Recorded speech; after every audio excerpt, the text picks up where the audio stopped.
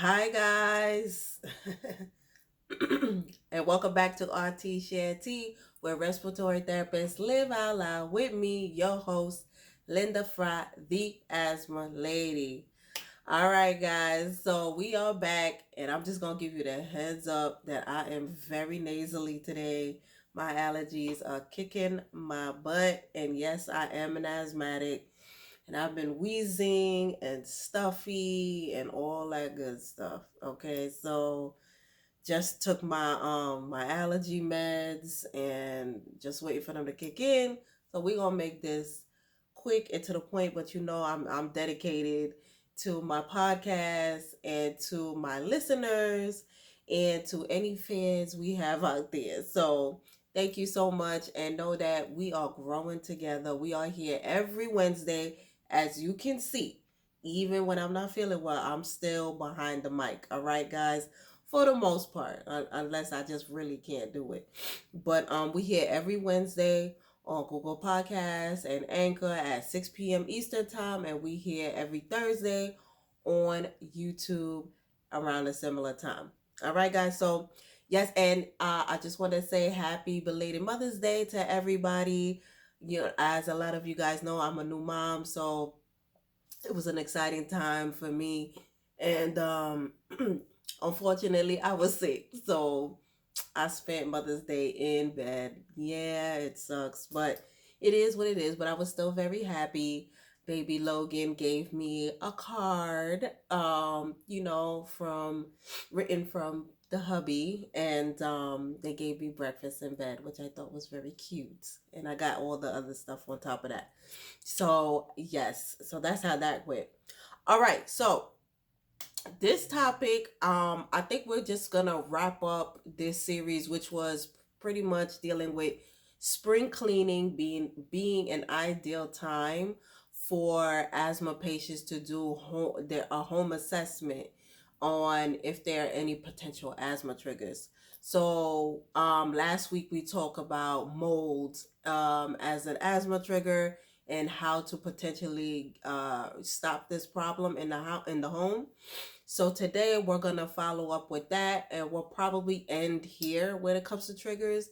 There's so many triggers. I could keep going on and on and on, but I think I'm just done personally with this topic, and we'll probably just move on to the next thing, unless I could just think of another trigger that we could review as it relates to spring cleaning. But today we're going to talk about spring cleaning and smoke in the home. All right, guys. So, but before we talk about that, just to let you know that I will be speaking at QHC seminars.com on May 21st. It is 8 CEUs, and it's from 9 to 5:30, and you can do it from home. So you register at QHC, QH as in house, C as in cat, seminars, one word.com. Register, and for the 8 CEUs is for a good price for 109.99, and you get the 8 CEUs, and you get to hear your girl speak. You know, you're gonna have a good time. You know that for death, right? And the topic is, of course, updates on asthma management and PFT. So if you do PFTs and you need your CEUs, or for asthma, if you're an asthma educator, this will be a good one to attend. All right, guys. Okay. Boom. Spring cleaning and smoke. All right. So when it comes to asthma patients, whether it is a guardian for a child with asthma or an adult asthma patient, as you guys already know, you can ask a patient straight up, are there any smokers in the home? And they will tell you no, and you can smell it on them, right? A lot of patients, it is hard, almost, I want to say about 95% of folks out here know that smoking in the home is a no-no, or smoking in period, like, is a bad habit. So most folk know that this is a bad habit, and they don't want to admit that this is going on, right? So, and then when like a program like ours where we do home environmental assessments, we go in the home, and the first thing you most likely will see is an ashtray with cigarette butts in them, or a lit cigarette in there, or you just feel the stuffiness in the home, and you could smell the smoke embedded everywhere, right? So when it comes to this, you want to meet patients where they are. I always tell folks that are new to this, you can't come from a judgmental place. You just have to meet patients where they are. You can kind of gauge to see, are they ready to stop smoking? A lot of the times they are not. Um, and it's okay. You just let them know where the resources are when they are ready. So, hey, Miss Jackson, when you are ready to stop smoking, here is the smoking cessation program, or here is the hotline, or you could go on this website. You just give them the resources for that. So you start with that. um when, especially when it comes to guardians and children with asthma, you really want to make it um imperative that they know to not smoke in the home at all, because sometimes it's not, we don't want them to think that, oh, I'm not smoking where the child is. We don't want you smoking in the home, period, right? So that has to be known.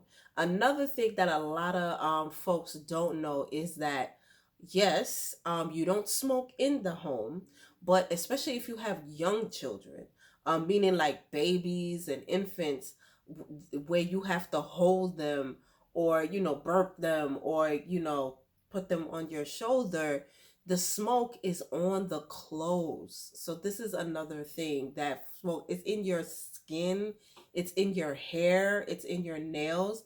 So what advice, one of the advice that we give is that when the person is smoking, is that they use like a raincoat or a poncho or something while they're smoking, and that they can remove this once they're done, right?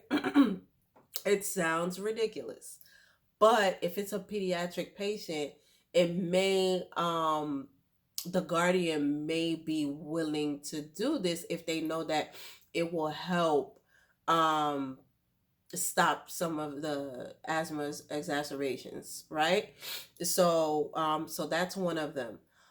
When it comes to the home, we want to make sure that the home is being aired out if possible. We do see a lot of homes that the windows are nailed shut, and or there might be one window in the house, or so it's just really stuffy. So you can recommend an air purifier. Um, you can get, I mean, they're not cheap.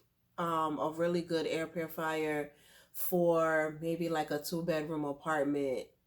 I mean, it might run you like 80 to close to $100 somewhere like Amazon. But the point is that to get something like that to be in the bedroom of the child.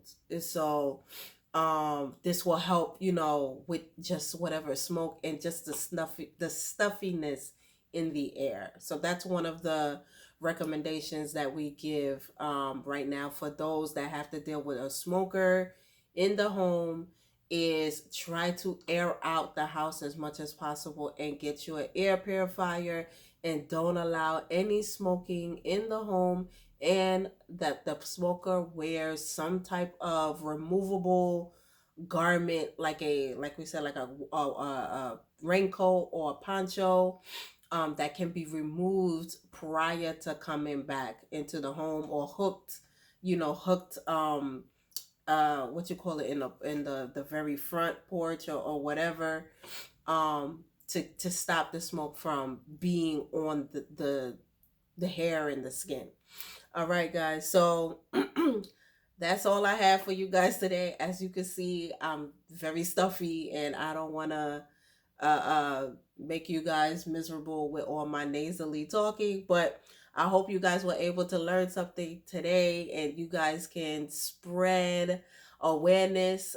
This is Asthma Awareness Month. So if you speak to anybody with asthma, you can share these tips.